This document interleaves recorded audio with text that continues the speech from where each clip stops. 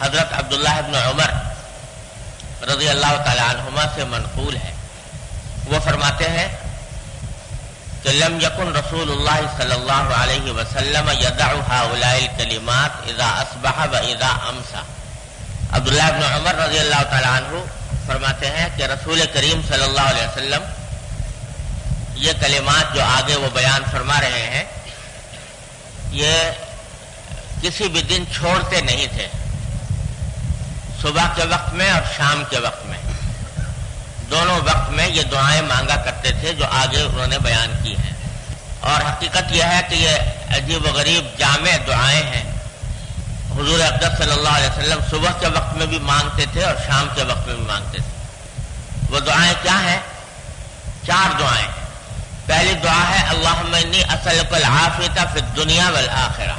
اللہم انی اسألک العافیۃ فی الدنیا والآخرہ.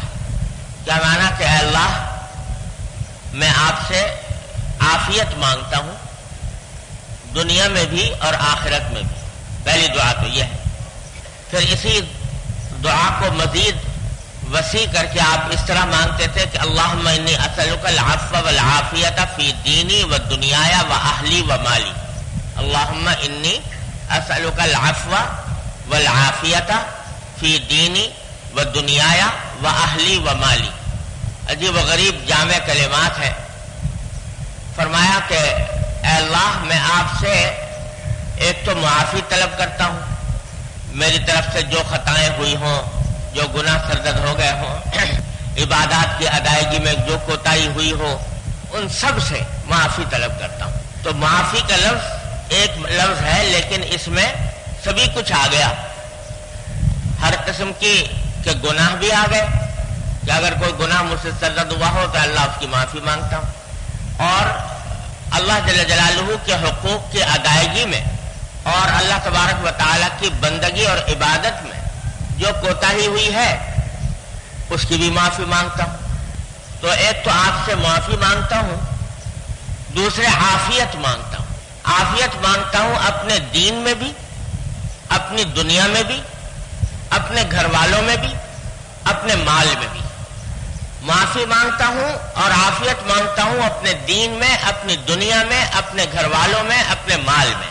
اگر غور کرو تو دنیا و آخرت کی ساری حاجتیں اس مختصر سی دعا میں سمٹ آئی. اللہ اکبر. 2 لفظ ہیں ایک عفو ایک عافیت. عفو یعنی معافی اور عافیت کے معنی اردو میں بھی عافیت کا استعمال ہوتا ہے کہ جس سے آدمی کسی تکلیف میں نہ ہو بلکہ عافیت سے ہو راحت سے ہو اس کو عافیت کہا جاتا ہے. تو عفو کے اندر تو جیسا میں نے عرض کیا انسان کی ساری کوتاہیوں کی معافی آ گئی.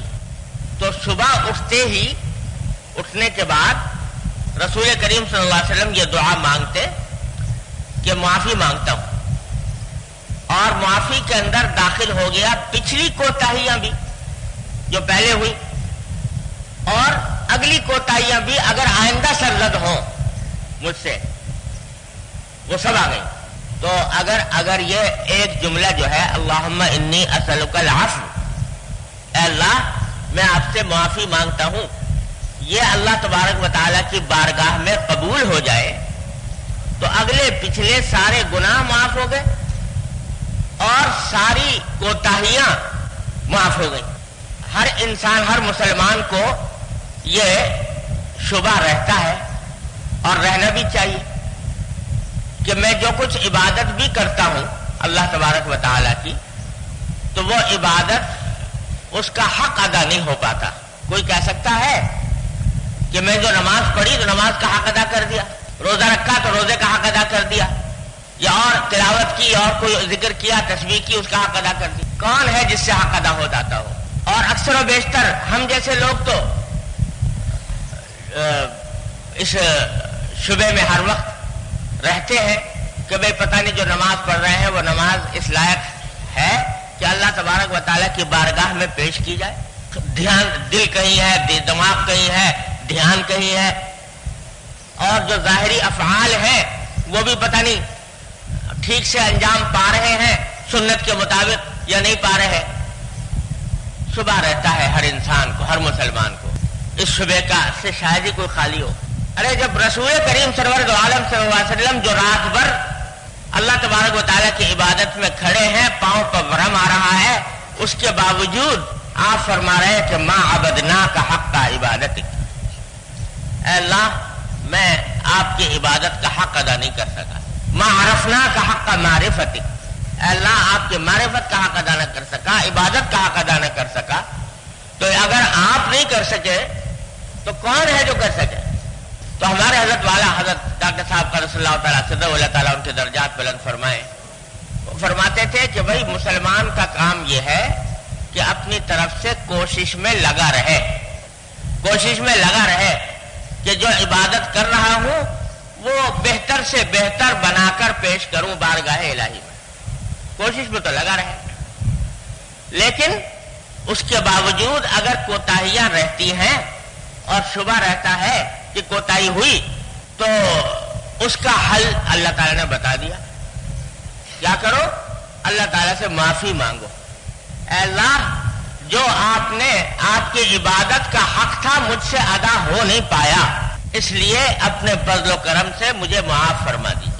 اور یہی وجہ ہے کہ ہر نماز کے بعد سنت ہے رسول کریم صلی اللہ علیہ وسلم کی کہ نماز پڑھنے کے بعد آپ 3 مرتبہ فرما دیتے استغفر اللہ استغفر اللہ استغفر اللہ۔ حالانکہ نماز پڑھ کے فارغ ہوئے ہیں لیکن استغفار کرتے تھے 3 مرتبہ۔ کیوں؟ مطلب اس کا یہی ہے کہ اللہ ہمارے ذمے آپ کا جو حق تھا اور آپ کی عبادت جیسے ہمیں انجام دینی چاہیے تھی، اے اللہ ہم سے وہ بن نہیں پڑی، نہیں کر سکے ویسی، لہذا میں آپ سے مغفرت مانگتا ہوں، معافی مانگتا ہوں، یہ کہتے ہیں۔ تو ہمارے حضرت والا فرماتے تھے کہ حق تو کون ادا کر پائے گا، حق تو کسی سے ادا ہو نہیں سکتا اللہ تبارک و تعالیٰ کی عبادت کا۔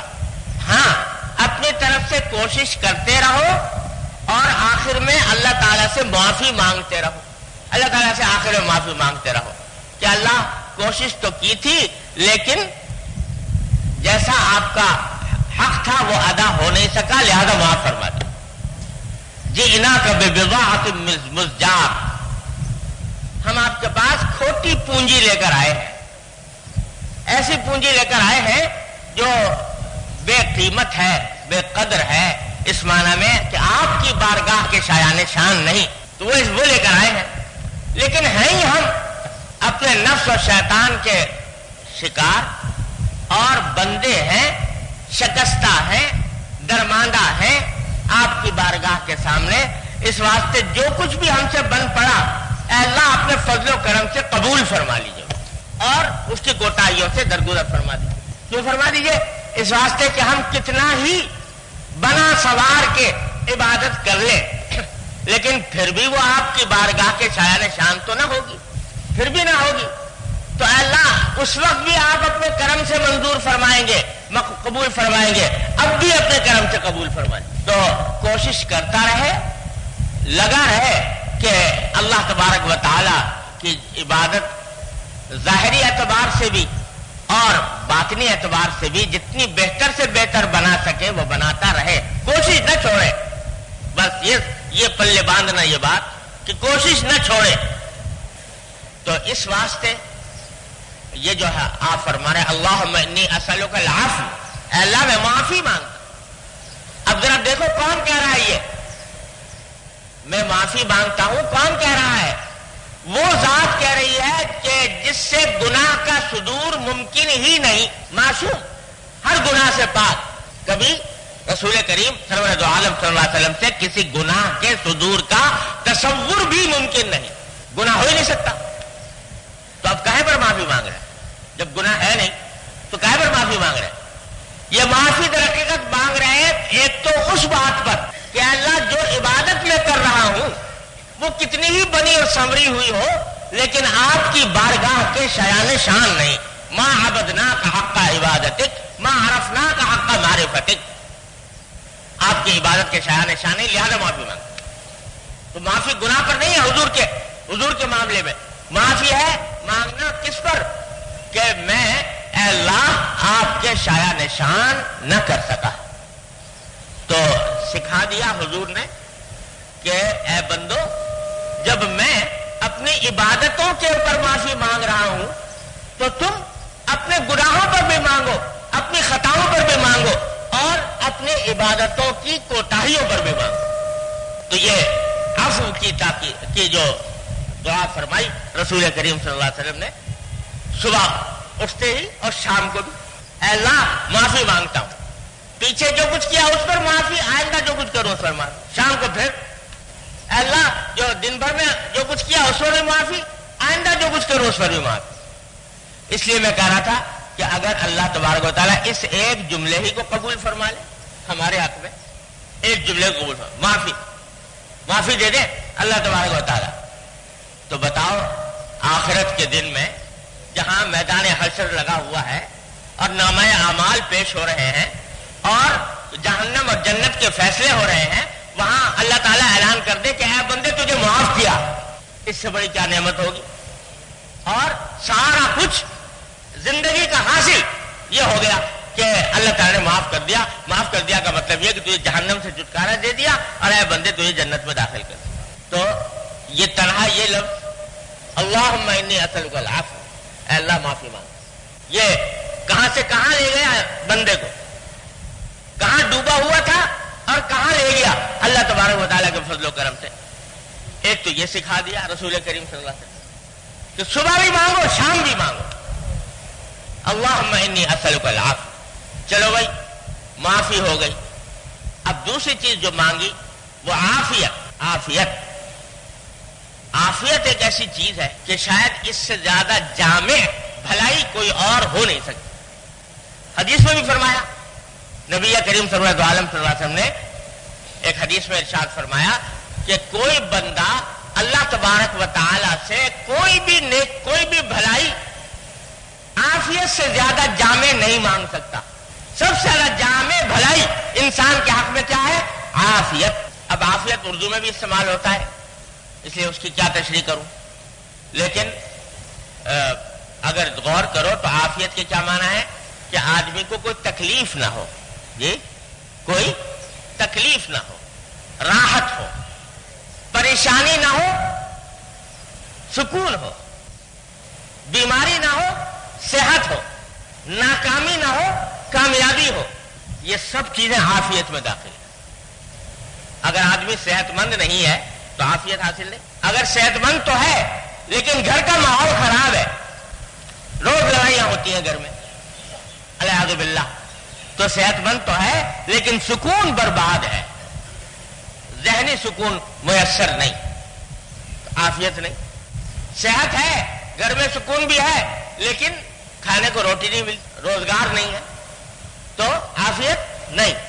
اور یہ تو دنیا کے کام ہے، اور آخرت کے کام یہ ہے کہ اگر فرض کرو دنیا کی ساری نعمتیں میسر ہیں، روپیہ پیسہ بھی ہے، گھر بار بھی ہے، بیوی بچے بھی ہیں، گھر والے بھی ہیں، اور صحت بھی ہے، تندرستی بھی ہے، سبھی کچھ ہے، لیکن دین نہیں ہے، العیاذ باللہ دین نہیں ہے، نماز کی فکر نہیں اور حلال و حرام کی تمیز نہیں، گھر میں حرام آمدنی آ رہی ہے، اللہ تللے سے کھائی جا رہی ہے، نماز کا وقت ہو گیا، نماز کی فکر نہیں، جماعت کی فکر نہیں، رمضان آ گیا، روزے کی فکر نہیں، العیاذ باللہ اللہ تعالیٰ ہر مسلمان کو اس بے عافیتی سے محفوظ ہے۔ یہ عافیت تو یہ عافیت نہیں ہے، اس لیے کہ جو کچھ کھا رہا ہے ایسے حالت میں یا جو کچھ برت رہا ہے یہ تو جہنم کا انگارہ بننے والا ہے اس کے بعد، اس لیے عافیت کہاں ہوئی؟ عافیت کب ہوگی؟ جب دنیا کے اندر بھی سکون میسر ہے الحمدللہ، اور ساتھ ساتھ اللہ جل جلالہ کی طرف توجہ بھی ہے، اللہ تعالیٰ کے ساتھ تعلق بھی ہے، اس کے حقوق بھی ادا ہو رہے ہیں، اور معصیتوں سے گناہوں سے اجتناب بھی ہو رہا ہے، اور اللہ تبارک و تعالیٰ کے احکام پر عمل بھی جاری ہے، نبی کریم صلی اللہ علیہ وسلم کی سنت پر بھی عمل جاری ہے، تو عافیت ہوئی۔ تو اگر ان میں سے کوئی ایک چیز بھی مفقود ہو گئی، عافیت نہ رہی، تو حضور فرما رہے ہیں کہ عافیت مانگو اللہ تبارک و تعالیٰ، عافیت مانگو، اللہم انی اسألک العفو والعافیت، عافیت مانگتا